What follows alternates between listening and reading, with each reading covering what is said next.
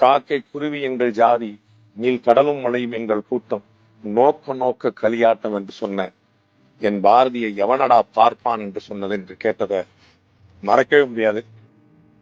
அந்த குரல் கொடுக்கிறதுக்கு தமிழ்நாட்டுல ஒரு ஆள் இல்லாம இருந்தது. கிட்டத்தட்ட ஒரு ஜினோசைடுக்கான இடத்துல போய் அந்த கூட்டம் இருந்தபோது திரு சீமான் அவர்கள் கொடுத்த ஆழமான குரல், அது ரொம்ப வலுவான குரல், அது ரொம்ப ஸ்ட்ராங்கா இறங்குச்சு. அதை மறுக்கவே முடியாது. சாதிகள் இல்லையடி பாப்பான் என்று பாடியவனை பாப்பான் என்று சொல்லி கொடுத்தவன் இறங்க எப்படி இருக்கு? ஆழ்ந்து போங்க, வலிக்கும். எல்லாம் கேட்பான், பாட்டன் பாரதிங்கிற சீமானுக்கு எப்படி பாரதி பாட்டன் ஆயிட்டா அப்படின்னு. இப்போ பெரியவர் மல்லையா, பெரியாரது எல்லாருக்கும் தந்தையா இருக்கும்போது பாரதி எனக்கு பாட்டனா இருக்கிறது என்ன உங்களுக்கு பிரச்சனை? என்ன பிரச்சனை? சோனியா காந்தி அன்னையா இருக்கும்போது பாரதியும் எனக்கு பாட்டனாகவும் ஊவேசா எனக்கு தாத்தாவா இருக்குல்ல, என்ன பிரச்சனை?